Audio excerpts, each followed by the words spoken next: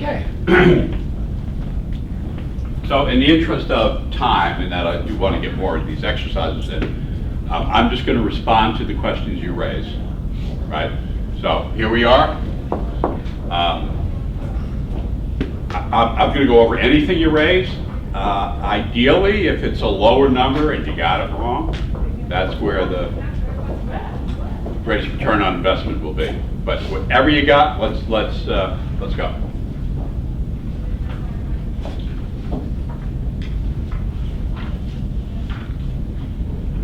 Yeah. Page 180, question 16. Okay, that's exam 76. 2, question number 16. Okay. Yeah, that was a tough one. Yeah. So this, well, it's this one here. It's page 180. Question number 16.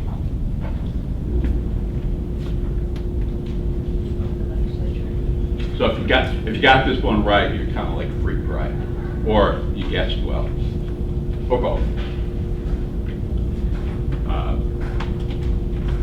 So again, I'm trying to see if I can work it up to that principle. You know, so where are they going here? Because I read which one I find most accurately describes the flaw in the reasoning. So they actually send me to the reasoning and say, you know, okay, that's where the flaw is. So let me separate out the reasoning from the conclusion.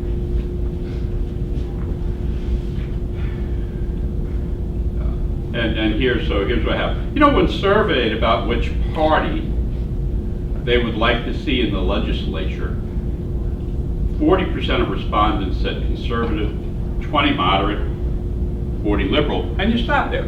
So, Jackson, is it fair to say we've been directed to respondents? Talk to me. Yeah. Right.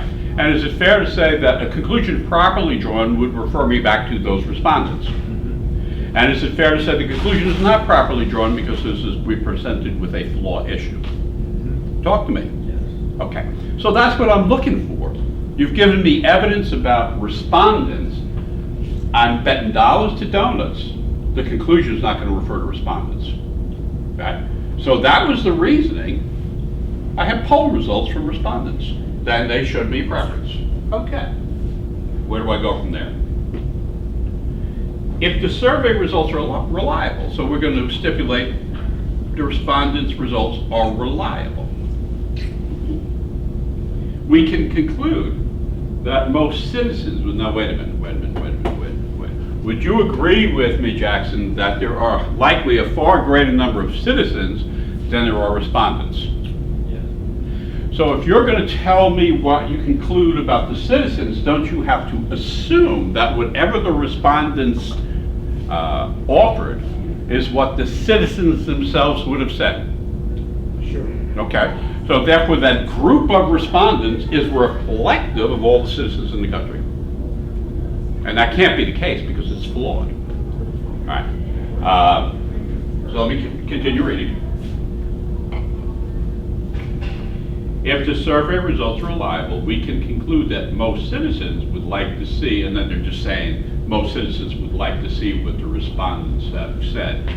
So for this argument to be valid, the respondents have to represent as a group what the citizens of a country represent individually. And that's what I'm looking for. Is some connection. Now again, I think it's difficult because so the answer choice, again, I'll be happy to go over anything, right? The answer choice is C, that the argument takes credit. Just means that it assumes, there we are in the assumption world, that the preference of a group as a whole, those are respondents, are the preferences of most individual members of that group. And yeah, the wording is awful. Yeah, you know, so you really have to take that contextually with the other four choices, because I would never have used that wording, right? So you have to then be looking at the other four choices and say, well, I know they had to go to separate the respondents from the citizens, and that one does cause some. Marissa, what do you got? No, I chose B. Yeah, I chose, it was the language and the answers that confused me more than the question. Okay, well, let's, are you saying B for Brutus? I think I just read it too fast and it attracted the wrong end. If Vicky were here, she'd say to me, Peter, your eyebrows.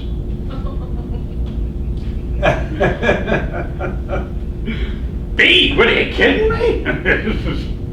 Again, what makes it, and I'll be happy to get as best I can to go over.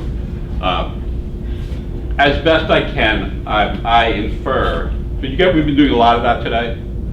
And you do that every day of your life, multiple times. If you do it well, you're more likely to have a successful life. Go figure. Okay, but Jackson, you get the disconnect is between respondents and citizens. And that's reading textually, right? So if that's all I picked up on, the conclusion is not restating the premise, right? Because the premise has to do with respondents of a poll, right? And the conclusion has to do with citizens of a country. So insofar that you're claiming it restates something, it doesn't, right? But that's, so if you look at B, right, B says, the argument draws a conclusion that merely restates a premise. No, my eyebrows are going to pop out of the top of my head. No, the conclusion talks about citizens. It does not restate the premise. If it restated the premise, it would refer to respondents. Right. That, however, does not get me clearly to answer choice C. You with me? And that's the indicia of a high level of difficulty, right? But B, no, B is just tragically. That's the relationship you should have never gotten into and immediately gotten out of.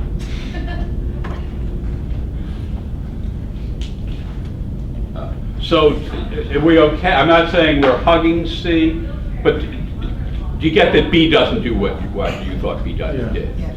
Yeah, and it's no more complicated than you don't restate a premise unless you restate the language that's in that premise. Yeah, and they didn't. Okay. Don't yell at me. Well, you don't have to yell at me. You can speak gently, and then I'll ask you to repeat it because I'm deaf.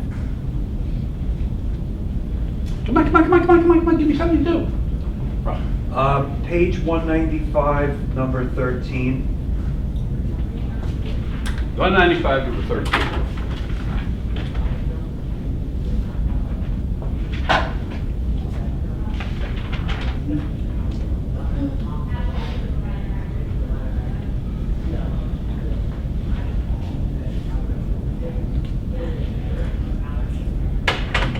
Okay.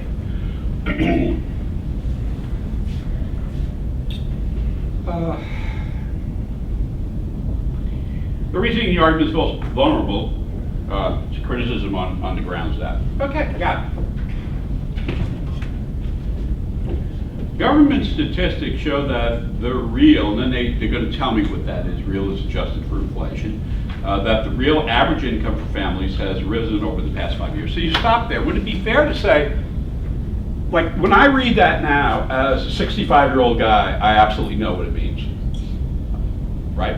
But you get, when I read that as a 32-year-old guy, I might have understood it, but it would not have been as clear. Talk to me. Yes. So to some degree, it is a content test, right? Because they're really, if you're familiar with average numbers or average income numbers, it is somewhat helpful, right? Because I can read this and say, well, let me just make sure before I move on, right, what just happened. And this will be on your test. They almost never fail to do this, right? And it goes to actually in the world of flaws, which is not up there, the differences between percent and whole numbers, right? And that actually is, let's spend just a second on that.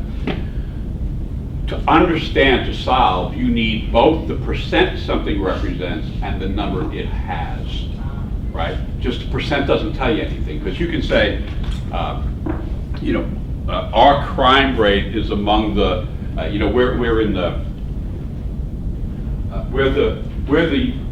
in our state, we're the 99th percentile in being a safe community. Okay. But I don't know what that means because I don't know how your state compares to other states. You may have a very, very high crime rate. If you say, take the 5 boroughs, right? if you say Staten Island, which probably does, right? Staten Island has the lowest crime rate of the 5 boroughs. You don't go from that to say, and therefore a very few number of people per 100 are at risk on Staten Island. Because you don't know. All you know is relative to the other 4 boroughs, right? They would have a lower crime rate. But that crime rate, those 5, overall, the boroughs may have a much higher crime rate than Kansas City. So percents, if you say the mayor came into office and the mayor's agenda was to increase the wetlands, to protect wetlands, as an environmentalist mayor, really wanted to protect wetlands, and the mayor succeeded because during her tenure, there's been 100% increase in wetlands in our community. That tells me absolutely nothing. Because you didn't tell me, what did you start with? Did you have one block of wetlands when you started, and now you're telling me you have 2 blocks of wetlands, which doesn't sound like a lot? Did you have 500 acres of wetlands? Right now you're telling me you double that. Yeah, that's more impressive. So, again, this is you don't know what you don't know, right? If I give you a percent, you have to ask me, yeah, but what does that represent as a real number? And if I give you a real number, you say, well, so I say to you, I can account for visually 16 billion stars, right? Does that tell me anything about the percent of stars? No. No, but that's what you're testing, right? Because 16 billion based on what? Are we talking about 100 trillion? Or are we talking about 32 billion? Because then the percent's going to change to the whole number. So this is kind of where they're going. But here's even more than that, because they want you to get in this first sentence that real average income for families, right, just means over the past 5 years, because I'd be looking at this saying, okay, so what you're saying is over the past 5 years, the real average income has gone from, say, 20,000 to 60,000. And now I have something in my head, right, but I've given it the number. So the average is just, if we did the average age in this room, right, you would just take everybody in this room and divide it by the number of people in this room, and you'd get the average. Oh, okay. So the average income is, you're taking everybody's income, right? Dividing it by the number of families, and then you come up with some number. So you get the average age in this room would not be reflective of my age, right? Yeah, yeah, okay. So here, I now know what the average income is for families over the past 5 years. And then we go from there. Therefore, so I'm done, that's all I have in my reasoning. Okay. Therefore, since this year the Anderson family's income is average for families, so they're making 60,000 this year. The Andersons are making, so my hypothetical, right? The average went from 20 to 60 over 5 years, right? And based on my hypothetical, you're now telling me the Andersons' average income is 60,000. And then you say, so the family's real income must have increased over the past 5 years. Didn't you hear about the Andersons, Russ? Oh, it was tragic. Dave Anderson, he was a trader down on Wall Street for the past 4 years. He was making $16 million. Each of the past 4 years, a son of a bitch. The problem is, he knew Bernie Madoff. And they held it against him. Who knew? It was Bernie. Everybody loved Bernie. He burns you. You know? So Dave, he had to get the hell out of there. Was either 60 grand to jail. He took the 60 grand. But it would not be fair to say the average income of the Anderson family went up. Yes? Yeah. That's all they're doing. So again, it's understanding the context that this is being given to you, right? So the flaw of that argument is, again, I don't know whether what the answer would say can be phrased in another way, but they're assuming, right, that the Anderson family did not make more in the preceding 4 years than they made that 5th year. And then I'm just looking for whatever kind of says that. And that's D, that it fails to consider the possibility that the Anderson family's real income was above average in the recent past. And that would be consistent with my hypothetical. Does that make sense? Yes, thank you. And if you see Dave, express my condolences. But at least he's not in jail. Bernie Madoff. You know? You lived up to this name? Just one poor choice and off you go. Well, maybe not just one. What else? Come on. Come on, don't go pace on me. Come on. All right. All right, good, Jess. Yeah. Page 220, question 14. All right, 220, number 14.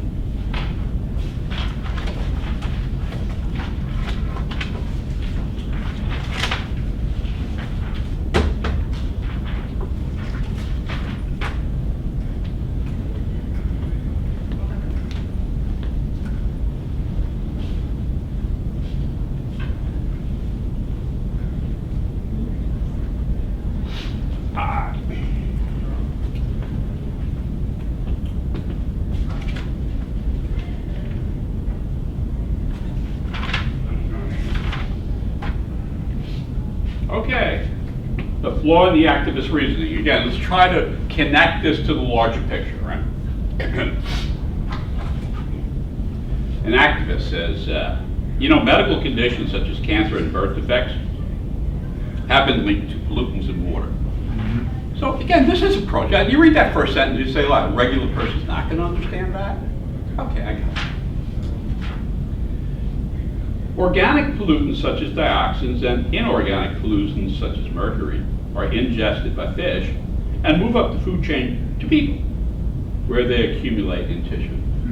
Okay, I'm 2 for 2. I get it. First you spoke about pollutants, then you got more specific, and you went to organic and inorganic. Okay, and they get into my tissue because I eat fish, and sometimes the fish get it from the pollution. Yeah. Next sentence. Since most cancers and birth defects are incurable, we need to aim at their prevention. I've got it, right? This is not something we want to take lightly. Absolutely, I do want to aim at the prevention, and so I'm making the connection between preventing them and keeping them away from fish that have been exposed to pollutants. Next sentence. Clearly. And clearly, and here is the flaw. Remember, Jackson's flawed, right? So clearly it's going to give me the conclusion, and the word only is going to give me the answer. Clearly the only effective way to reduce significantly their overall incidence is to halt industries known to produce these pollutants, given that such industries are unlikely to comply adequately with strict environmental regulations. And the flaw to me is quite glaring. It's information you never gave me. Would it be fair to say, Jackson, that they gave us no information about other manners in which those pollutants would make it to human beings through fish? Could the fish get, we have here that the, sorry, I lost the number here.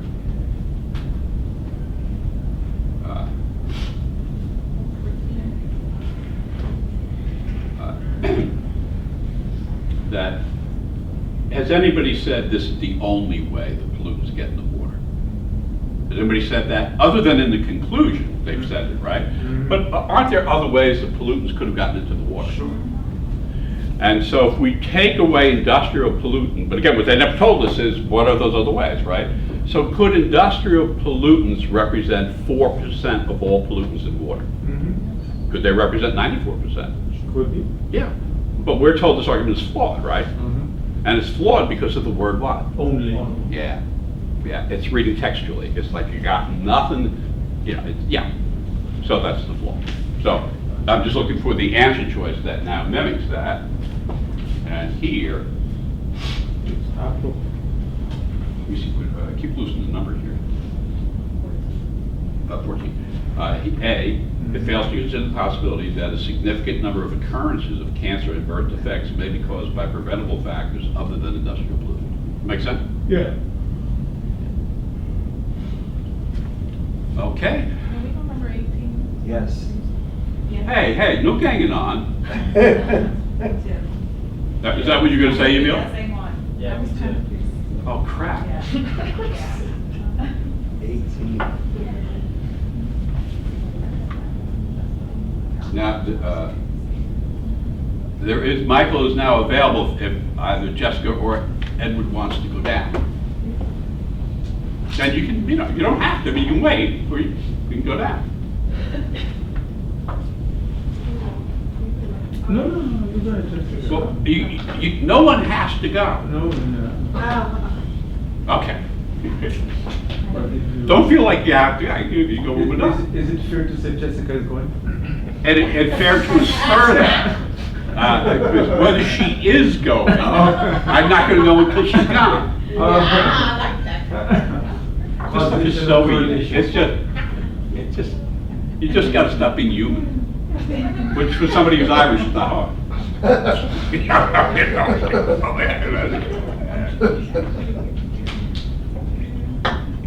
All right. 18. Is this the historian one? Yeah. With Shakespeare? Yes. Oh, you losers. All right.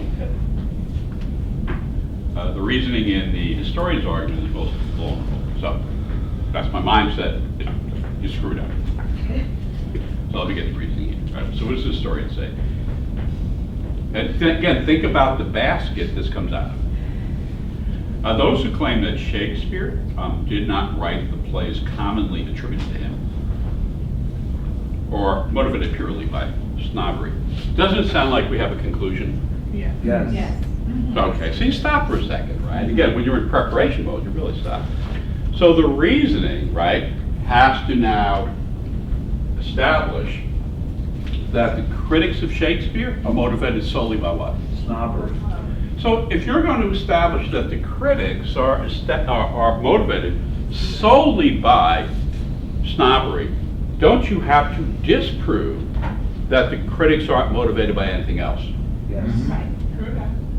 Right? Because again, if you're going to say it's heads, aren't you obligated to disprove that it's tails? Yes. So that's, again, you're thinking, when I put that thing up on the board, right? When I'm taking over here in that fourth column, right? Facts in opposition, meaning there are established facts in opposition. So the established fact in opposition to any conclusion you draw is that which denies it. You get it? So, I mean, in philosophy, I think it's called the theory of non-contradiction. It's just, hello, you just, once you say what you got, you've denied anything that disproves it, right?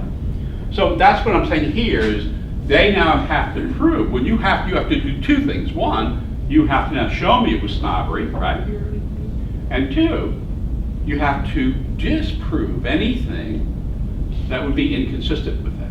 And that's what they're not going to do. So here's what they're going to say, because now here's why it was snobbery. Shakespeare was the son of a glove maker. Now that's an explicit fact. Okay. Whereas every other person proposed as a true author was an aristocrat. And that's not a fact, right? So I have, okay. All right. And many of those who argue that one or another of these aristocrats wrote the plays are the aristocrats' descendants. Well, what has that got so? I mean, if you scale this out, right? I mean, if you were like at home and you were briefing this, right? You'd have over here, the allegation is it's done by snobbery, right? That's what you got to support, right? And now I'm looking for the evidence in support of that, which of course means it can be no other reason. You're denying it's anything but this because you're saying it's only this, right?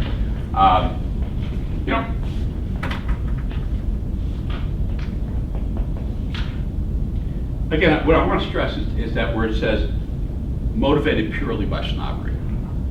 How different would it be as a conclusion if you said it was influenced by snobbery? Right? So when you're saying it's solely motivated by snobbery, you're now obligated to disprove any competing theory. Yes. So purely is always solely? Well, I don't know how else I would read it. I don't, I don't know, Ross, whether, I've ever seen it in a different context, but in this context, if you're gonna say to me, that your conclusion is, that the plays attributed to him are motivated purely by snobbery, doesn't sound like exclusively would be a synonym for that. Yes. So I'm not trying to overthink it, I'm just trying to be Peter. But the important thing is, how many times, like in analytical, do I use the word derivative? Right. This is the derivative in logical. The derivative is, again, if you're going to defend the proposition that climate change is driven by fossil fuels, right? If you're going to say get how different it is to say climate change is driven solely by fossil fuels. If that's what you take out, right? Right. Don't you now have to disprove every competing alternative? Yes. Which is separate from if you say it's influenced by fossil fuels. Right. In which case you don't have to disprove every alternative. It's language. So you said that purely is almost the same as only. Look at it that way, right? Yeah, because I'm using the word exclusive, Right. and exclusive would be only. Okay. Yes.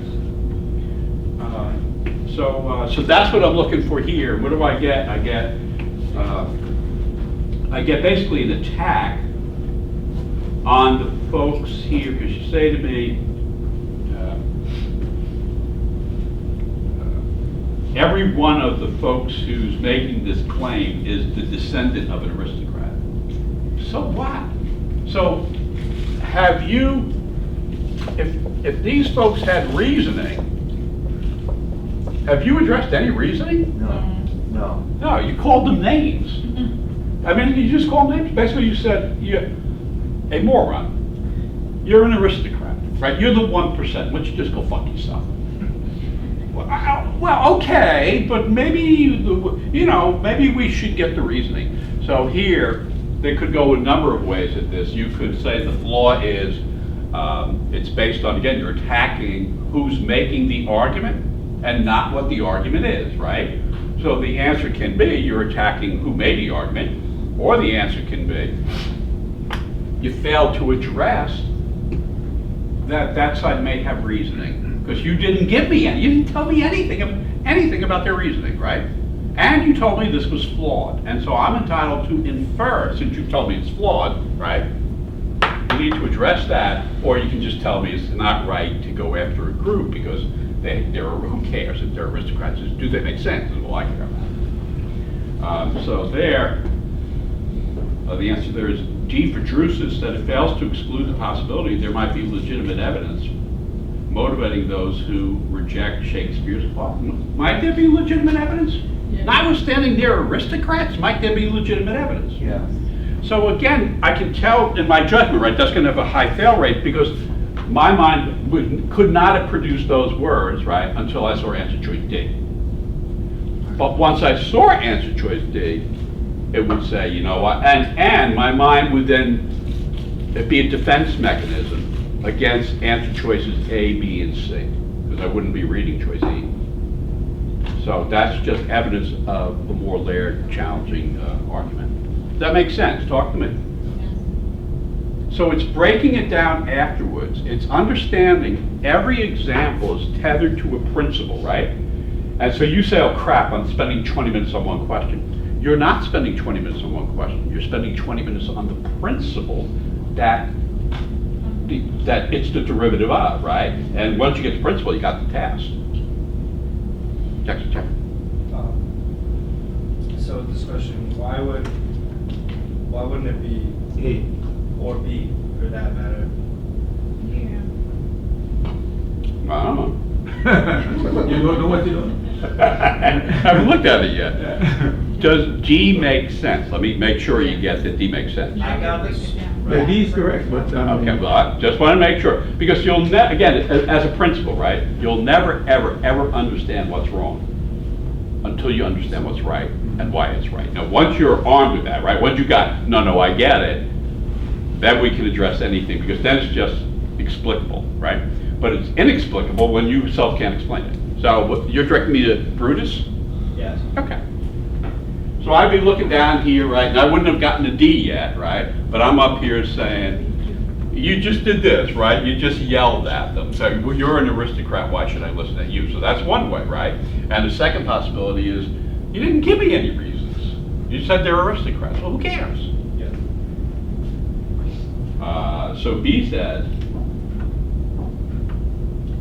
it's so wonderfully wrong. They just suck you right in. Yes, when you start that. I got this right. I just need to know.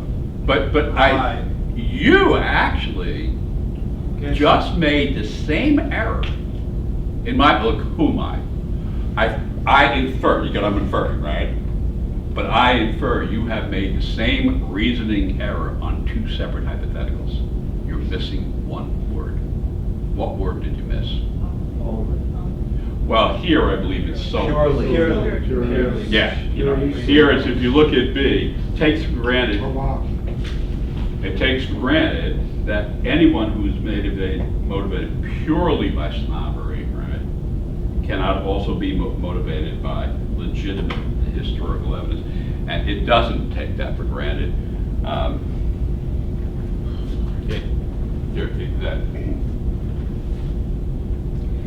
It simply says, these people, these aristocrats suffer from that disability. Yes? Are we talking about the aristocrats? Mm-hmm. So does it have the case that everybody has to suffer from that same disability? Does that have to be the case? Okay, so anyone, that's the word that makes me wrong. Okay. Yeah, you moved it into, from a limited class to a broader class. Thank you. I see that word. Do you see it? Yeah. And you're not, but that's heavily tested, right? And this is a flaw issue, but the flaw is an unwarranted assumption. The unwarranted assumption is that everybody has to suffer from this disability because these people suffer from it. Yeah. Yeah, it's a really cool test. No, that's what it is, yeah, thank you. Yeah, no, I got the last two right, but I need to know Put it why. in.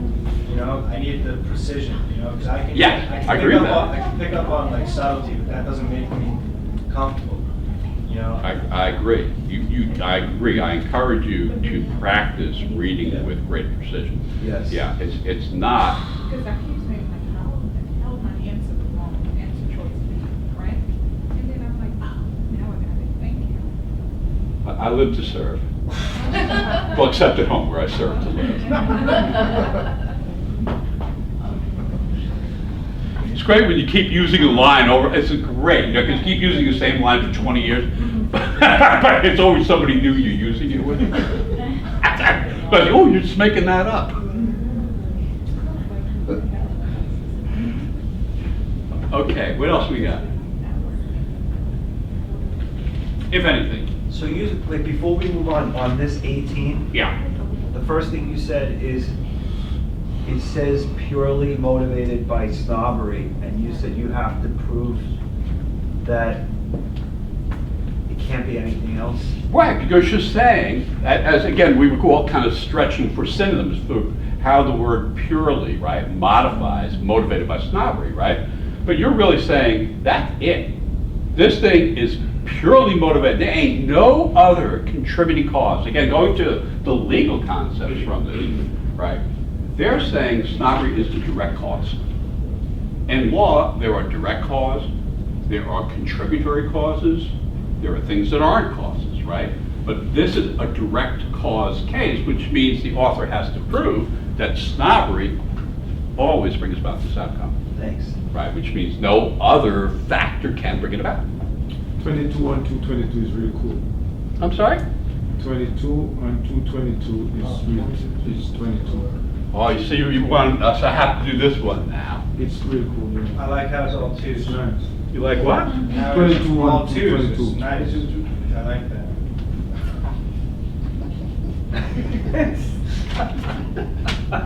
He's a man of tools.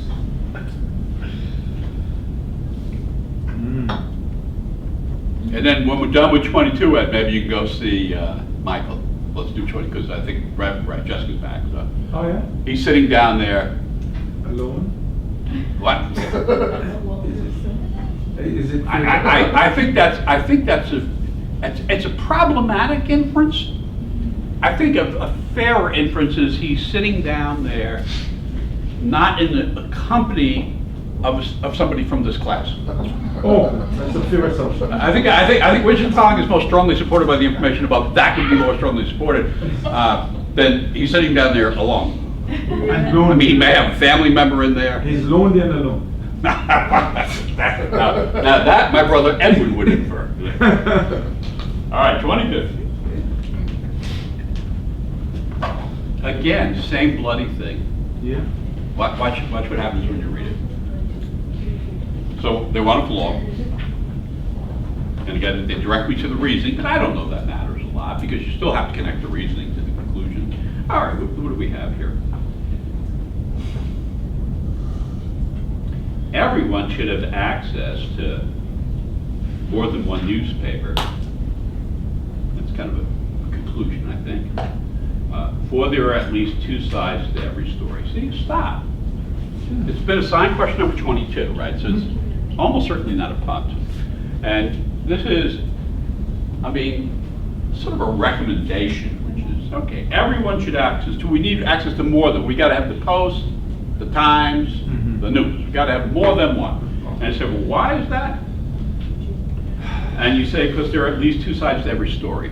So then what you're saying is no newspaper, it can't be the case that a single newspaper would have two sides to every story. Because if that were the case, you would only need one newspaper. So if we, do you get it? I mean, if you're limiting that to the Times, the News, and the Post, right? Then, and you're saying you should have access to more than one of those papers because there have to be at least two sides to every story. Then included in that statement is, aren't you now committed to the position that it cannot be the case that one of the newspapers covers every story and covers both sides of every story? Talk to me. Come on, you guys get it? Yeah, yeah. Okay, but that's what preparation allows you to do, to flesh this out. Okay. Since all sides of an important story, hey, whoa, where did the important story come in? Later. Oh, go figure. So we went from stories to what? Important stories. Oh. Kind of thinking that's going to make a difference. I mean, really, this is what you're testing, I think. All right. Since all sides of importance, it would be fair to say we have no information about important stories. Other than that, they're part of all stories, but a smaller part. Since all sides of important stories should be covered, and no newspaper adequately covers all sides of every one of its stories, stop in that clause. Haven't we been told in that clause that there are important stories? And at the end of that clause, that no paper covers all stories. Yes. But isn't it possible that a paper is capable, while not capable of covering all stories, is nevertheless capable of covering all important stories? Yeah. And it's counterintuitive, right? Because if you bring regular life into this, you want to say it's impossible, right? And which would be right? I mean, what newspaper is capable of producing important stories, both sides of important stuff, all important stories in the world? It's impossible. But that's not the LSAT, right? The LSAT is, can you retextualize? Okay. So one more time, since all sides of an important story should be covered, and no newspaper covers all sides of every one of its stories, some important stories would not be adequately covered if there were only one newspaper. Doesn't that fail to take into account that a newspaper may able to be covered both sides of every important story? Yes. Talk to me. That'll be the answer. That will absolutely be the answer. So now I'm just looking for that. And A says, the argument confuses the inability to cover all sides of every story with the inability to cover all sides of any important story. That's it. A is the answer. So go back to where you were, right, and how you got to some other answer other than A. Do you see A? Talk to me. Yeah. Okay. And again, because my saying it doesn't make it so. But I infer, you with me, so I can be wrong, I infer, if it is clear now and was not clear before, I infer it's because your approach was flawed. Because it's not your reasoning, because now you see it, right? And that approach is IRAC.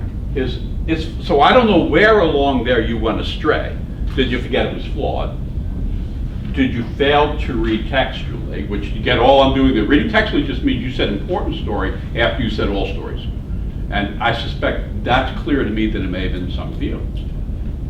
And it's essential. This one is really twisted, because they Thank you. open up every story, you know, and they kind of move the goalpost, sort of. They didn't move them for me. The first sentence, Important stories. No, the first is stories, right? Yeah. Okay. And second is important stories. And then they go on and say, so you can't carry all stories. And I agree you can't carry all stories, two sides of all stories. But that doesn't mean you can't carry two sides of all important stories. yeah. No, but I think it's like every is the key word, or no? I would say important is the key word. But every is, let me take that back. There is no key word. It is essential, in my mind, right, that you're getting that this argument shifted from just stories generally to important stories. Okay. That's a story within a story. I'm sorry? That's a story within the story. No, it's not a story. I wouldn't say it's a story within a story. I would say it is, if you go to a whole and a member of the whole, right? The whole are all stories, right? Mm-hmm. A member, a set within that whole are important stories. You know, another member of that set are not important stories. Right. So, Yeah. That's what I think that's what we have to grasp, because he's talking about stories and he's talking about importance. Yes, to my core, I believe that's what they're testing. Yeah. And again, I tell you this as someone who, you know, it has spent a bunch of years being anal retentive on words, because really that's what we're doing. We're Yes. really focused on the words, Yeah. and that's this business. Yeah, Jake. I guess like what I'm saying is the flaw is that it conflates the inability to present both sides of every story with the ability to cover important stories adequately. But your expectation with that first sentence especially is that no story is going to have both sides presented at all by any one newspaper. Yeah. I mean, right, if I take this argument in its totality, right, they have made a case that no newspaper is going to carry two sides of all stories. They have made that case.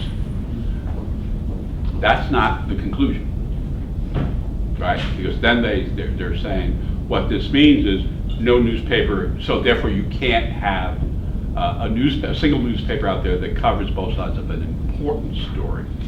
But you haven't established that. No, I see it now. I just think he's going to pass. Well, and I'm saying this is the process of briefing. What I'm doing, right, is just trying to demonstrate what you should be doing when I'm not here. It's just briefing. It's not, and I'm not saying it's easy, but man, if you did that and then you got stuck, right? Many of the times you're not going to get stuck because you're giving yourself time. But if you did get stuck after trying to brief and then I do my thing, if I do it well, you're really going to understand. And it's a conception, again, I can't stress this enough, it's a conceptual test. So they're really testing on this stuff, right? Not on, is it going to say, is the next one going to say every battle, followed by the second sentence saying, I don't know, military battle? Right, when you're reading it saying, well, wait a minute, wait, you just said every battle, right? And now you modified that by saying every military battle. So maybe there are battles out there you wouldn't characterize as military, right? And so it's getting that principle down of reading what I refer to as reading textually. But it's not. It's just changing the way you read. And you'll be such a better attorney. Because there are attorneys out there who aren't real good at this. You can pass the bar, you can be really bright. But, you know, nothing's perfect, and Lord knows this is not perfect, this profession. But you're gonna be competent if you can do this, no matter where you went to school, you know, no matter what your GPA was, doesn't make a damn bit of difference. If you can do this, you can be a lawyer. If you can't do it, you probably shouldn't be a lawyer. No matter how bright you are. What else, anything else? You want to go see Michael? Is it fair to say that? No, she left. Meaning she left too. She left as in she's gone for good until next Sunday. Oh, okay. Unless God has other plans, in which case we're not going to see you next Sunday. Okay. Or I'm not going to see you next Sunday. Because I infer we'll be here next Sunday. And every time I infer, I could be wrong.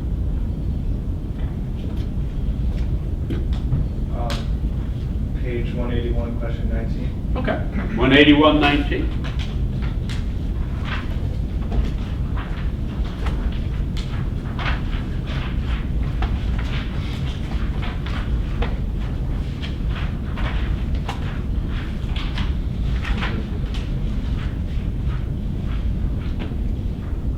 Okay.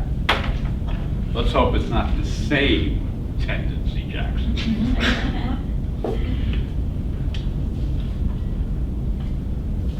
All right. So again, I'm thinking big picture. I'm trying to see, can I get a bucket here? Politician. Now, try to connect this generally in principle to the Shakespeare one, because it's connected to that. Union leaders argue that increases in multinational controlled manufacturing have shifted labor to nations without strong worker protections, resulting in a corresponding global decrease in workers' average wages. So stop. Would it be fair to say that I'm referred to union leaders, right? They're the folks making the argument, yes? Right? And then is it also fair to say I'm referred to the reasoning they employ? Yeah. Okay. So in responding to this, it's not relevant. That's not fair. In real life, it's relevant that union leaders are making this argument, because in real life, you do want to point out to jurors, and not just jurors, you do want to point out that union leaders may have a skewed perspective. They may, right? But can you have a skewed perspective and compelling reasoning? Yeah. Well, that's what this is about. So, okay, you're bringing up union leaders and you're telling me in advance they're making this case, and it's a flawed argument, right?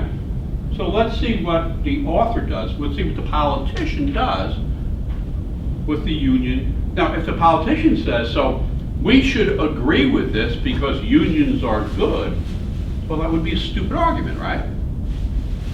And if the politician turns around and says, but we should not pay attention to this because union leaders are not good, that's as stupid, yes?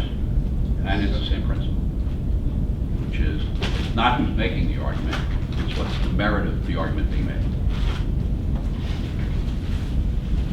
Okay, so here I have, next sentence.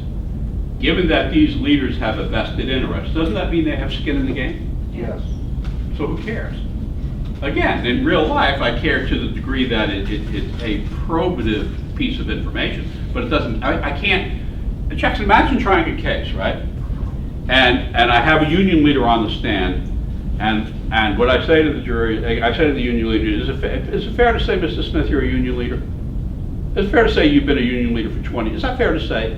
Is it fair to say, Mr. Smith, that unions have political positions? Is that fair to say? And is it fair to say, Mr. Smith, that you support those positions? Is that fair to say? And then I shut up. And I say, jury, reject Mr. Smith's argument. That's not gonna work. That's not gonna work. Right? So that's what they're doing. And what do I have here? So given they have a vested interest, you could throw out every tort case in the country. Every plaintiff on the planet who appears in a tort case has a vested interest in the outcome. It's called money, right? So that's all I have to say to the jurors, right? Hey, Mr. Smith, is it true you're gonna get money? Isn't that what you asked? Huh, you piece of shit, isn't that true? Huh? Right. And then I sit down and I say to the jurors, hey, he's a piece of shit. And we don't need any testimony. Why do we need testimony? He's a piece of shit. You gonna believe a piece of shit? Well, but that's what's going on.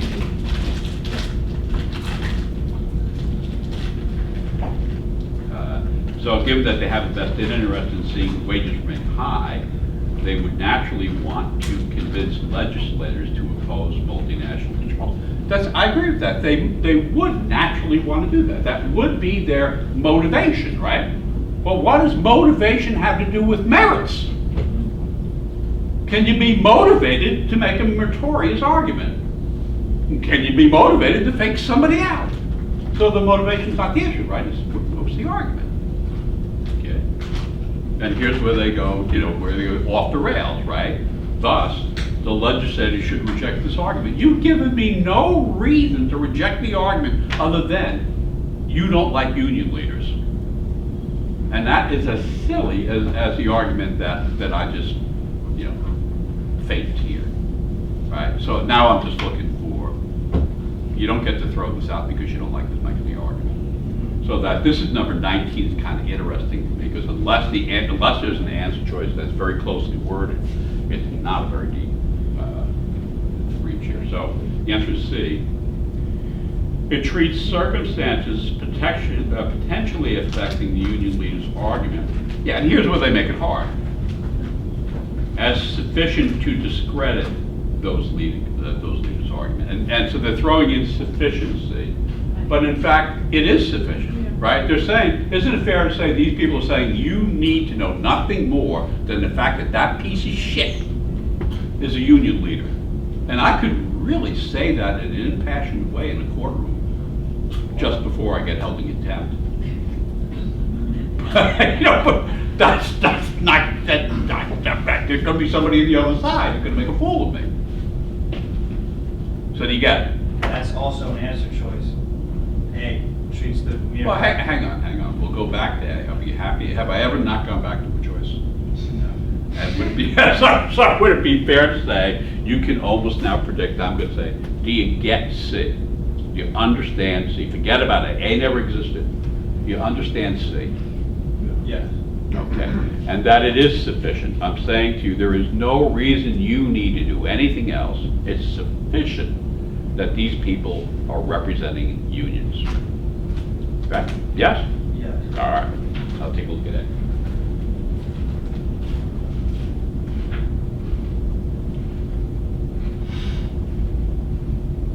Okay. A treats the mere fact that certain people are union members as sufficient to cast doubt on all of the viewpoints. Jackson, you're killing me. You're killing me. You did the same thing. This is like you're 3 for 3. Yeah. You're breaking my heart. Not that I have a very big one, but you're breaking it. Well, I actually picked B. But didn't you just direct me to A? Yes. There's always one. But you get, if we just stay on A, you get all. Yeah. Right. So, with respect to B,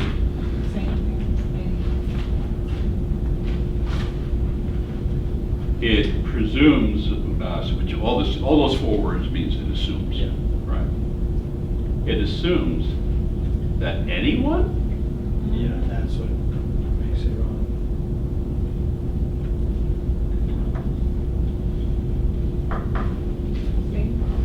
How far away is the Suffolk County PD?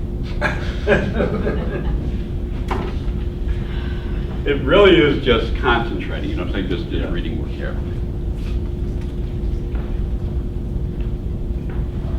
Anything else on the clause? Oh, yay! Number 233. Which one? Number 6 on 233?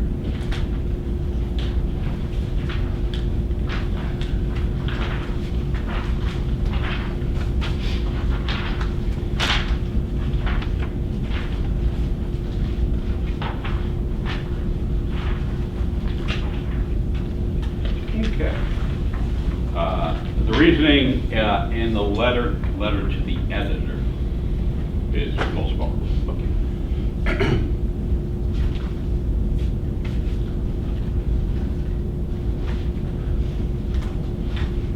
Letter to the editor. Your newspaper's advertisement or advertisement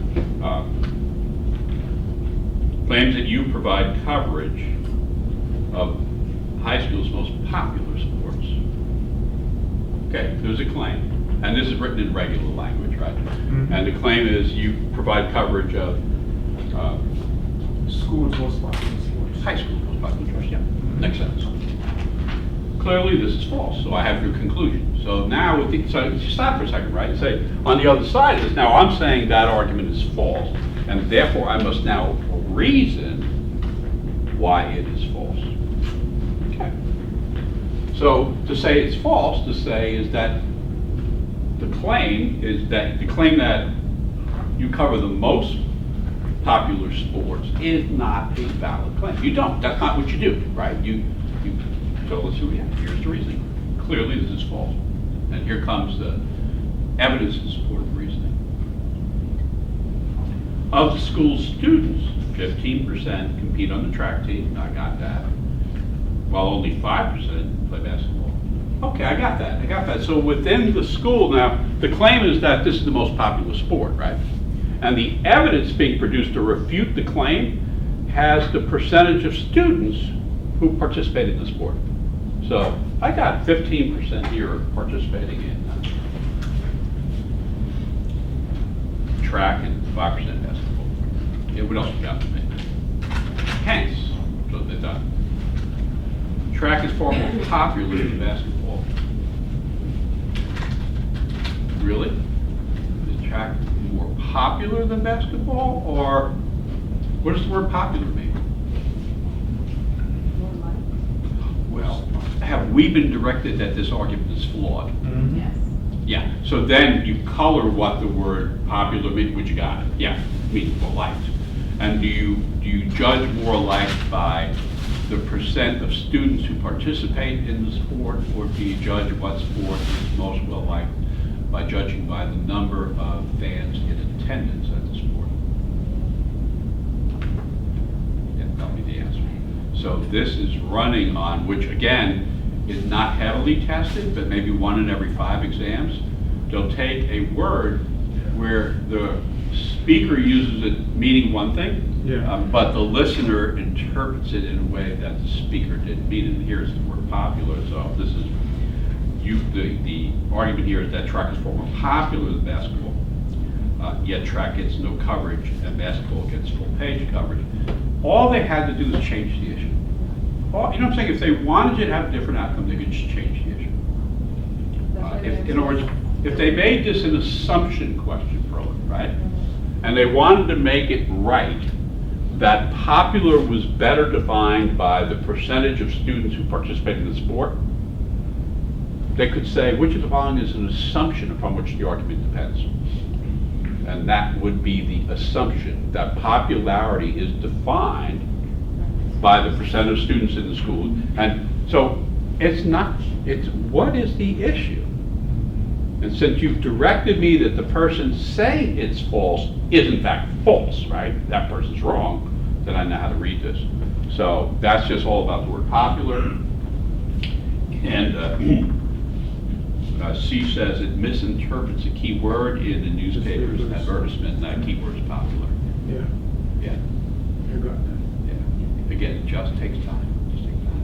And then you're going to do it, and people are going to pay you to do it. And that's a good thing. Don't send them away. If they open their wallet, you say thank you, not leave. Okay. You can do social justice and feed yourself.